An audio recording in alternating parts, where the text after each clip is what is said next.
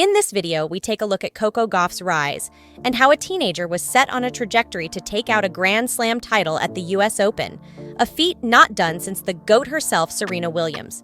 This is the story of Coco Gauff, the rise of a champion. We will get back to the video in just a minute. This is a quick interruption to ask you to like and subscribe, and by doing so, you help us amplify stories of women in sport. Chapter 1. Athletic genes. Coco Gauff, known as Coco, was born in Atlanta, Georgia on the 13th of March 2004. Coco has athletic genes, with both her parents being Division I NCAA athletes. Her mother, Candy Gauff, had been a track and field athlete at Florida State University, where she competed in the heptathlon. Candy won South Florida Sun Sentinel Athlete of the Year twice. Prior to track and field, Candy was a gymnast but switched sports when her parents would not allow her to move to train. Candy went on to become an educator and later had to homeschool Coco due to her competition schedule, taking schooling so seriously that Coco was completing tests during Wimbledon. Her father, Coco Gauff, played basketball at Georgia State University, later working as a healthcare executive. Coco later became Coco's primary coach, with the assistance of other coaches for technical expertise when she began playing tennis at age 6 in Atlanta. Coco also has two younger brothers, Cameron and Cody. Coco experimented with gymnastics, soccer, basketball like her father, and track relays like her mother. But Coco quickly showed passion for tennis, being quoted saying, "I wasn't much of a team person. I loved tennis. I was so about it in the beginning because when I was younger, I didn't want to practice at all. I just wanted to play with my friends." Chapter 2. Childhood prodigy Coco showed early promise in her tennis ability. Her family elected to move to Delray Beach, Florida, as the training opportunities were better for Coco when she was just 7 years old. The family followed the blueprint laid out by the Williams sisters' road to success, who had also moved to Delray Beach, a town with a rich tennis history. Both her parents gave up their careers to help Coco pursue her dreams. Coco became Coco's full-time coach and Candy became her homeschooling teacher. In 2012, Coco Gauff won the Under-8S National Championship, Little Mo. It was here she met one of her tennis idols, Serena Williams, for the first time. "When I turned 8, that was when I played Little Mo, and after that I decided to do that for the rest of my life." Her family did not have the funds to send her to prestigious tennis academies such as IMG, that many of the American tennis juniors who had seen some success had access to, such as Sloane Stephens and Madison Keys. Coco earned scholarships to the prestigious Muradaglou Academy in France through the Champseed Foundation, which aims to help juniors without the financial resources to access the expensive high-end training. Coco went on to win a series of tournaments as amongst the youngest people ever to do so. At the age of 10, Coco won the USTA Clay Court National Under-12S Championship to become the youngest champion in the tournament's history. She made it to the semifinals, the Les Petits as 14 and under, at the age of just 12. At her junior Grand Slam debut at the US Open in 2017, she finished runner-up, not dropping a single set before the final, becoming the youngest girl in history to make the final. Even as a child, Coco's star was quickly on the rise. Coco was so good that she received her first sponsorship from Nike at 10 years old.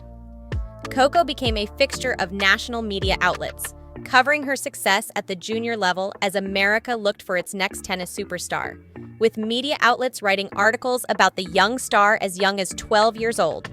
Coco rose through the ranks of junior tennis to world #1 by the time she was 14, taking out the girls' title at the French Open to win her first junior Grand Slam title.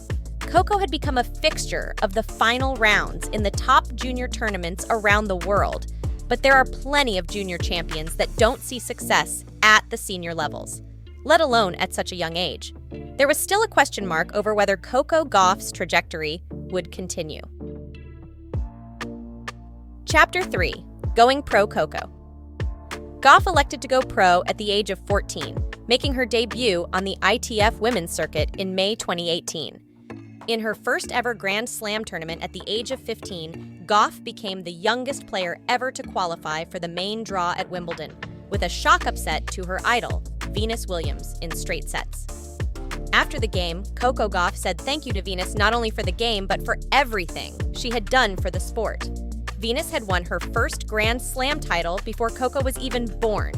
She went on to make it to the fourth round of the tournament to lose to then world number 1 Simona Halep. After earning a wildcard entry to the US Open, she had another successful Grand Slam tournament, which saw her make the third round to be defeated by then world number 1 Naomi Osaka. She won the Linz Open to become the youngest player to win a WTA singles event since 2004. She made her top 100 WTA ranking debut at the age of 15, following the success of her 2019 season. Chapter 4. A Rising Star, Entering the Year 2020. Gauff was ranked at 67. Coco had another year of success, seeing her consistently making deep runs in Grand Slam tournaments. In 2020, Gauff made it to the fourth round of the Australian Open, including defeats of Naomi Osaka and Venus Williams. 2021 saw Gauff crack the top 25 of the WTA rankings for the first time. This made Gauff the youngest American to be ranked in the WTA top 25 since Serena Williams in 1998, and the youngest player that featured in the WTA 100 rankings for 2021. Success at tournaments early in the year, including both a singles and doubles win at the Emilia-Romagna Open in Parma, was the first player since Maria Sharapova in 2004 to win both a singles and doubles title at the same tournament. Gauff was selected to represent the U.S. at the Tokyo Olympics and would have become the second youngest player to do so if she had not tested positive for COVID-19, forcing her to withdraw from the team.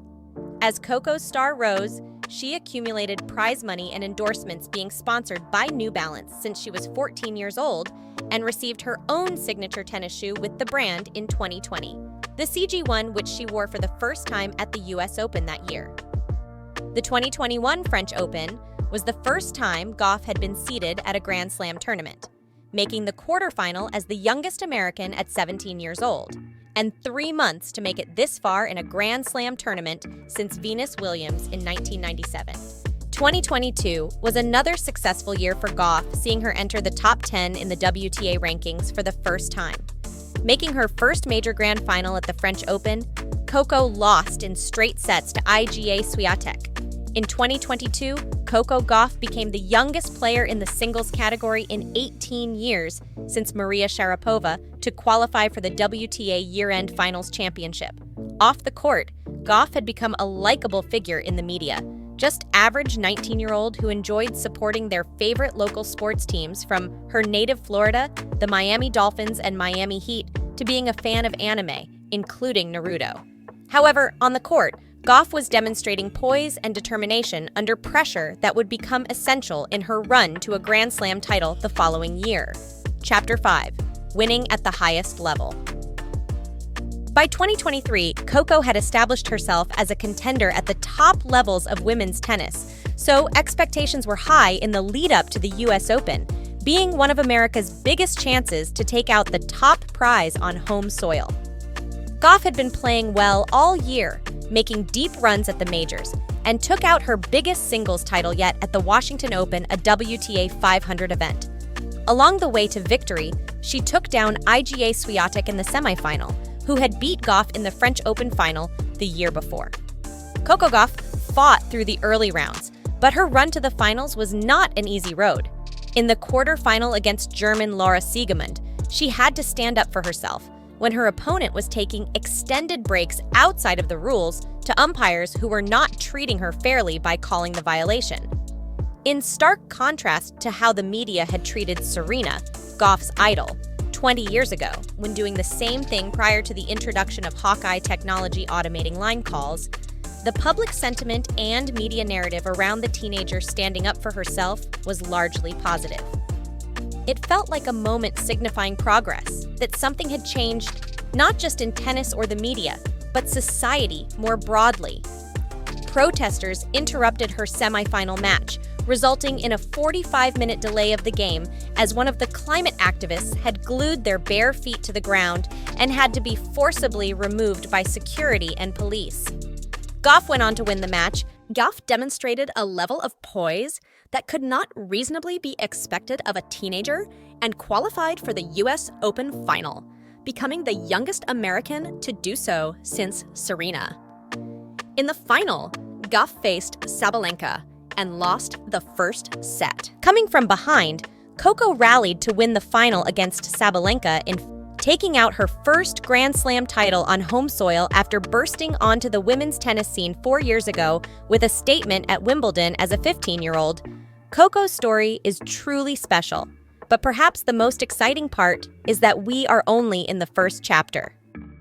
Thanks for watching. If you like this video and could like and subscribe, that would be appreciated as it helps us amplify the stories of women in sport. If you want more content from Women's Sports Club, check us out on Instagram, Twitter, and Medium. Bye!